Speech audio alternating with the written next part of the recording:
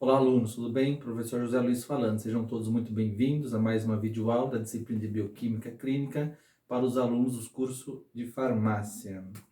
Lembrem-se de complementar esta videoaula com material no formato em PDF que eu disponibilizei para vocês lá no portal do aluno. Eventuais dúvidas podem procurar através do WhatsApp, no horário das nossas aulas, ou até mesmo fora deste horário. Atenção aos recados, por favor. Então, a nota da P1, ela já foi lançada, já está no sistema. Por favor, verifiquem. E a nota da P2, ela vai ser dada pela média de duas atividades que vocês irão realizar no portal do aluno, nos dias 18/5 e 1/6. Então, é importante que vocês façam essas atividades, pois a média destas duas atividades vai representar a nota da P2, certos? E todas as outras atividades que vocês realizaram no portal do aluno, essas atividades irão compor a nota do EDP. Muito bem, gente. Final do semestre, a nossa última videoaula. E nessa videoaula nós vamos falar aí sobre o cálcio e a osteoporose. Coloquei aqui alguns objetivos de aprendizagem. Então é esperado que ao final desta videoaula ou da leitura do material, vocês possam compreender o metabolismo do cálcio, que vocês possam compreender as características do tecido ósseo, e principalmente que vocês possam relacionar aí as alterações nas atividades das células do tecido ósseo com o surgimento da osteoporose. Certos? Muito bem, gente. Então vamos começar falando primeiramente aí sobre o cálcio, né? Então, cerca de 99% do conteúdo de cálcio corpóreo encontram-se no nosso esqueleto, conferindo assim rigidez e representando uma fonte prontamente disponível para a manutenção dos níveis normais de sua concentração plasmática, tá? Então nós temos 99% do cálcio depositado aí nos nossos ossos, e nós temos aí 1% do cálcio que fica aí na nossa circulação, tá? Destes 1% do cálcio na circulação, metade desse cálcio está ligado aí às nossas proteínas plasmáticas, como por exemplo a albumina, e metade fica livre na circulação, na sua forma iônica, tá? E é justamente aí os níveis, né, deste cálcio livre que vai aí nos dar os quadros, né, de hipercalcemia ou hipocalcemia, tá? Então, só recapitulando, né, que os valores normais de cálcio em um adulto aí está entre 8,9 a 10,1 miligramas por decilitro, tá? E em crianças, estes valores aí é um pouco mais elevado, aproximadamente aí 12 miligramas por decilitro, tá? Então, esses são os valores aí normais de cálcio na circulação. A hipocalcemia é uma situação relacionada aí com a deficiência de cálcio no nosso plasma, tá? Quando isso ocorre, os principais sintomas ou sinais são ausência de sensibilidade e fraqueza muscular. As principais causas de hipocalcemia está relacionada aí ao hipoparatiroidismo e também doenças renais, tá? E nós temos aí o oposto, né, que é uma situação aí de hipercalcemia, o excesso de cálcio na circulação. Quando isso ocorre, os principais sinais ou sintomas são irritabilidade, dor nos ossos, contrações musculares involuntárias e a temática, né, da nossa videoaula de hoje, a osteoporose. A principal causa aí de hipercalcemia está relacionado aí ao hiperparatiroidismo. Por essa razão, o cálcio é o nutriente mais estudado na área da saúde óssea e é considerado importante na prevenção e até tratamento para osteoporose.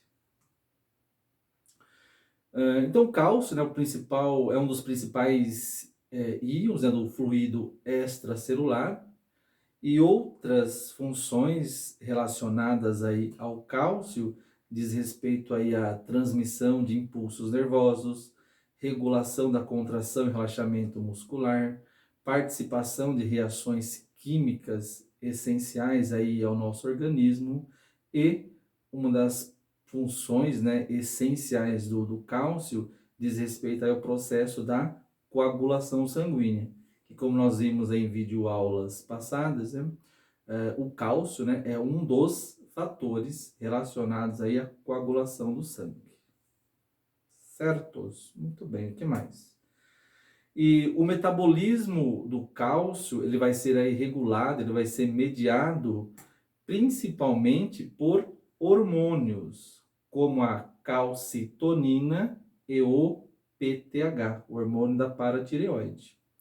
E estes hormônios, eles vão apresentar aí funções antagônicas, funções contrárias, tá? A calcitonina é um hormônio secretado pelas células parafoliculares da glândula tireoide, tá? E a calcitonina, ela participa do controle da concentração sanguínea do cálcio da seguinte forma. Então, a calcitonina, ela retira cálcio do sangue e incorpora aos ossos, tá? Ou seja, né, quando ocorre a secreção aí de calcitonina, os níveis de cálcio na circulação diminuem, tá? E o estímulo para a liberação de calcitonina é o nível elevado de cálcio na circulação. E isso ocorre, por exemplo, após aí uma refeição rica em cálcio, tá? E logo, né, a deficiência de calcitonina leva aí à osteoporose, certos? Muito bem. Então, a calcitonina pega todo aquele excesso de cálcio na circulação e e incorpora esse excesso de cálcio aos nossos ossos, tá? Então, a calcitonina, ela previne nosso corpo, né, contra situações relacionadas à osteoporose. E um outro hormônio relacionado aí ao metabolismo do cálcio é o PTH, o hormônio da paratireoide, tá? Como o nome sugere, né, esse hormônio vai ser secretado aí pelas glândulas paratireoides. Estas glândulas também ficam localizadas aí na tireoide, né? São 4 destas glândulas, tá? E o PTH, o hormônio da paratireoide, ele participa do controle da concentração sanguínea de cálcio da seguinte forma, tá? Então, reparem que vai ser um efeito totalmente contrário à calcitonina, tá? O PTH, ele retira cálcio dos ossos, liberando-os na circulação, tá? O PTH, quando ele é secretado, ele vai ter por objetivo aumentar os níveis de cálcio no sangue, tá? Então, quando o nível de cálcio diminui, isso serve de estímulo para que as glândulas paratireoide secrete aí o PTH. Quando o PTH é secretado, ele vai agir em diferentes células. Ele vai agir nas células do intestino, em células renais e nas células ósseas, tá? Então, quando o PTH interage aí com as células do intestino, ele vai fazer com que essas células aumente a reabsorção de cálcio, tá? Quando o PTH interage aí com as células dos rins, ele vai fazer com que ocorra aí um aumento da reabsorção aí de cálcio diminuindo assim a eliminação de cálcio através da urina, tá? E o PTH, ele vai agir aí nas células ósseas, tá? E quando isso ocorre, o PTH promove a desmineralização óssea, liberando aí cálcio na circulação, tá? Então, através do efeito do PTH nestes órgãos, né, nós teremos aí, então, um aumento dos níveis de cálcio na circulação, tá? Então, repetindo, enquanto a calcitonina pega o excesso de cálcio da circulação e incorpora aos ossos, o PTH tem um efeito contrário. Ele vai, por exemplo, retirar o cálcio dos ossos e colocar aí na circulação, certos? E fica óbvio, né? Devido a esse efeito do PTH nas células ósseas, né? Uma situação aí de hiperparatiroidismo, onde nós vamos ter aí um excesso da secreção do hormônio PTH, e isso a longo prazo pode levar aí a casos de osteoporose, certos? Muito bem, gente. O que mais? E agora, né, vamos falar aí do tecido ósseo. Então, o tecido ósseo é um tecido aí conjuntivo de sustentação, que vai ser responsável pela formação dos nossos ossos. Daqui a pouco nós vamos ver que o tecido ósseo, ele vai ser composto, vai ser formado aí por uma matriz óssea e pelas células ósseas, tá? O que mais? Ao contrário do que se pensa, né, os nossos ossos não são estruturas amorfas, pelo contrário, são estruturas que estão em intenso e constante metabolismo, principalmente devido à presença aí das células ósseas, tá? E essas células ósseas, elas são nutridas a partir de canalículos presentes na matriz óssea, que vai permitir a troca aí de íons, moléculas e nutrientes entre as células ósseas e os capilares, tá? Muito bem. Então, como já foi falado, né, o tecido ósseo, ele vai ser aí composto aí por uma matriz óssea e pelas células ósseas, tá? A matriz óssea, ela vai ser formada aí por duas partes. Ela vai ter uma parte chamada de inorgânica e uma parte chamada de orgânica, tá? A parte inorgânica, ela representa aí 65% aí do peso do osso, tá? E a parte inorgânica vai ser composta principalmente pelos íons cálcio e fosfato. Lógico que existem outros íons, como magnésio e sódio, mas em maiores quantidades vão ser aí cálcio e fosfato, tá? E essa parte inorgânica fornece, ela tem como função aí fornecer aí uma rigidez e resistência aos nossos ossos, tá? E isso só é possível graças à presença aí de cristais chamados de hidroxiapatita, que são cristais aí formados, né, da ligação entre cálcio e o fosfato, tá? Então, essa parte inorgânica vai conferir, então, rigidez e resistência aos ossos. Além da parte inorgânica, nós temos aí também uma parte orgânica, que representa aí 35% do peso de um osso, dos ossos, tá?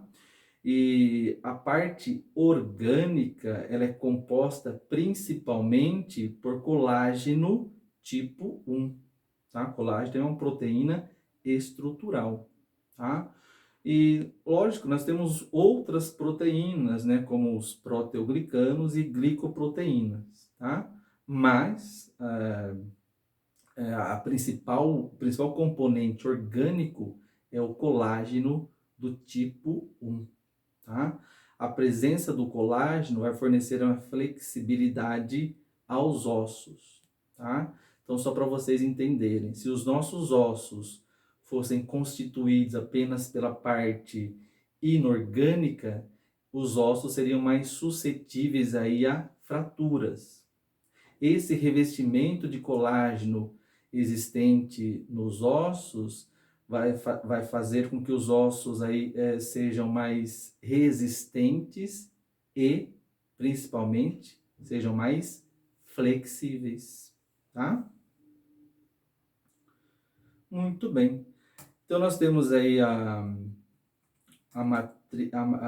matriz óssea, né? E nós temos também aí as células ósseas.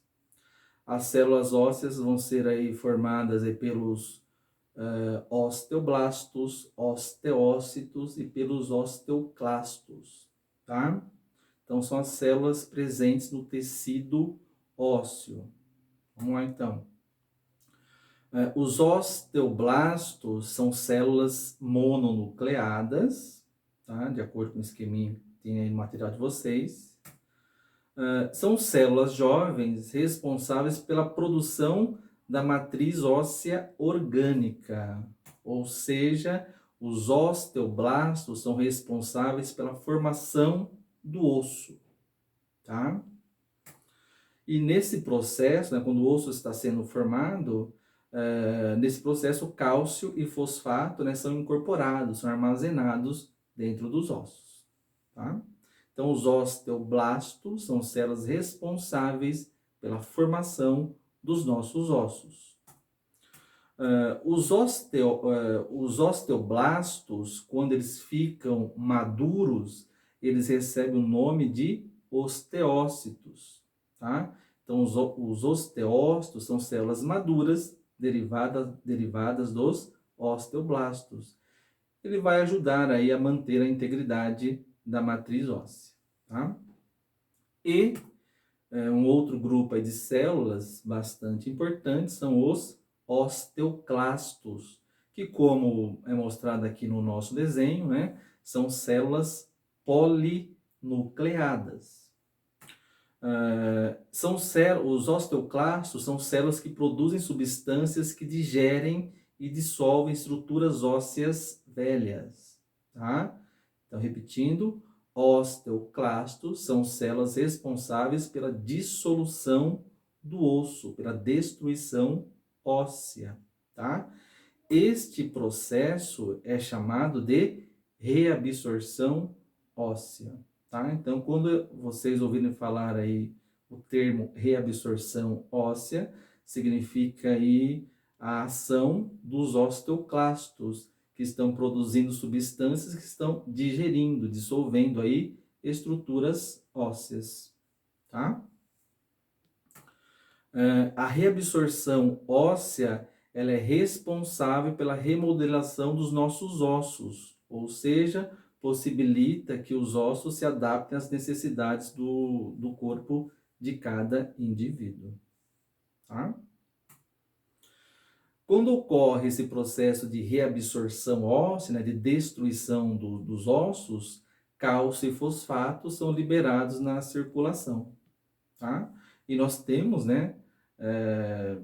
fica implícito, quando esse processo de reabsorção óssea está acentuado, isso pode levar aí ao quadro de osteoporose, certo?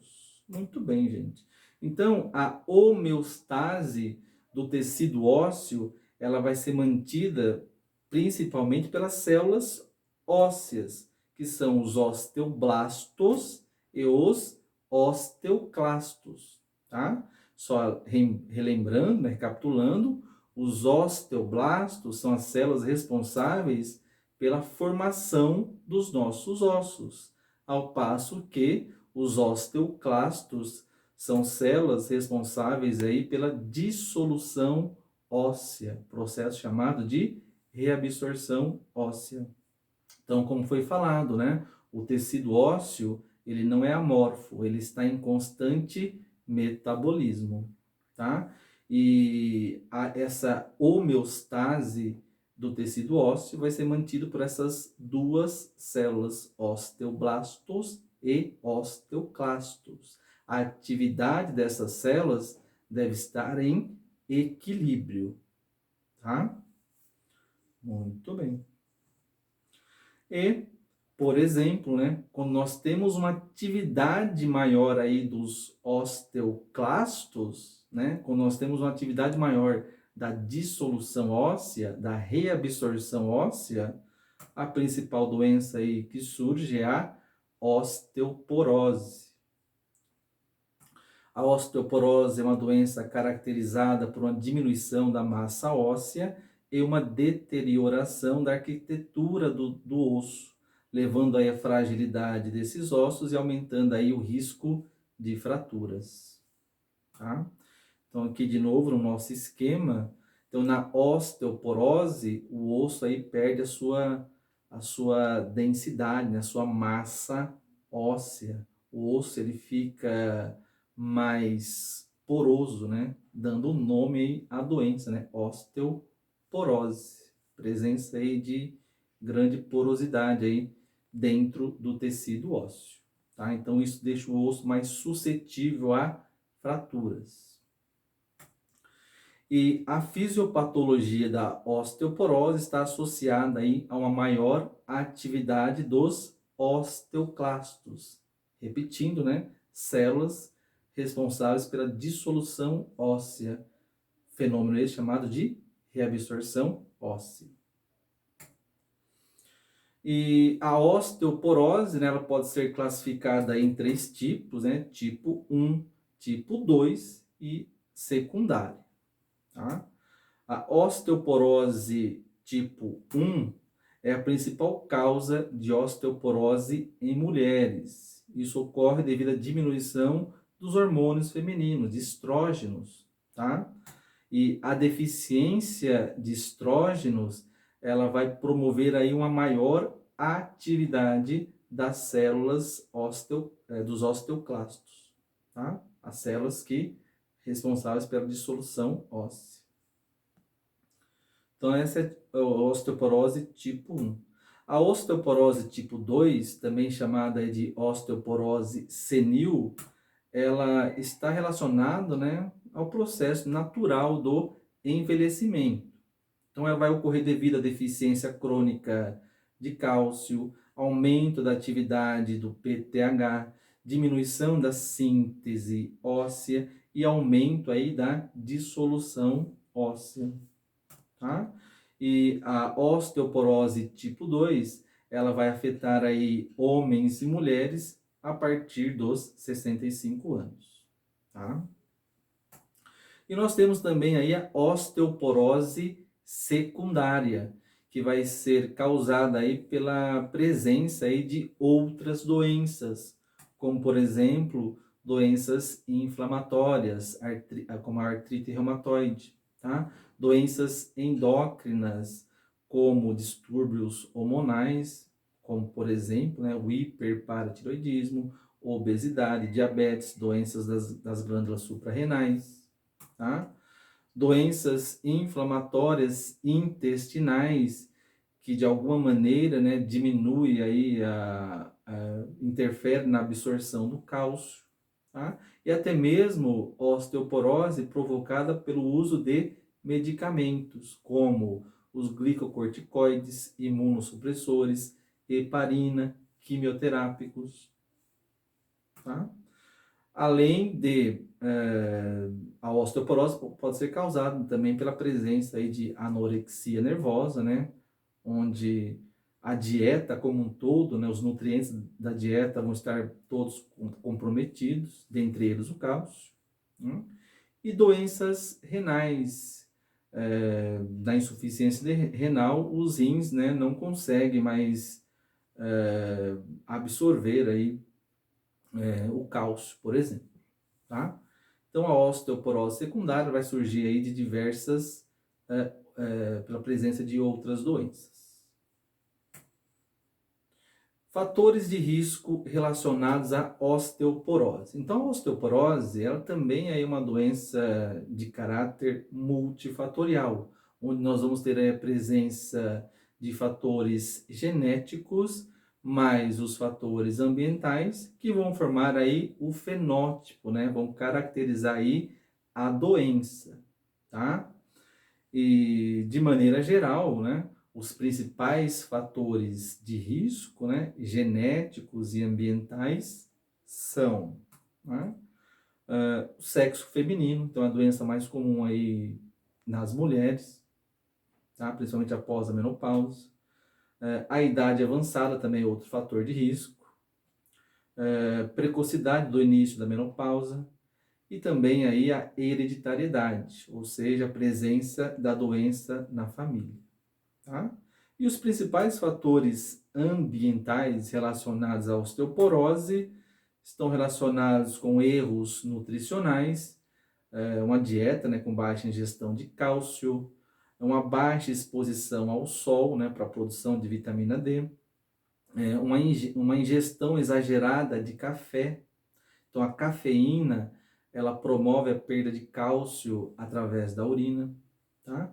E o estilo de vida, uso abusivo de álcool, tabagismo, o álcool e o tabaco, eles acabam inativando aí os osteoblastos, aquelas células responsáveis pela formação dos ossos, tá? Muito bem. E o diagnóstico da osteoporose? Então, ele pode ser feito, né, através de métodos de imagem e através de exames laboratoriais, tá? Em relação a métodos de imagem, né, o principal método é a densitometria óssea, que vai ser utilizada para determinar aí a extensão da perda óssea, tá? E nós temos também os exames laboratoriais. Os objetivos dos exames laboratoriais são determinar aí se uma pessoa tem osteoporose ou apresenta risco aumentado da doença,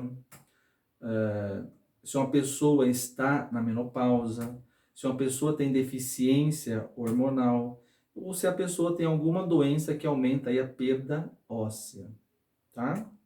E os exames laboratoriais utilizados aí para o diagnóstico da osteoporose, eles podem ser divididos em exames de rotina e até mesmo exames mais específicos, né, chamados aí exames marcadores bioquímicos do metabolismo ósseo, tá?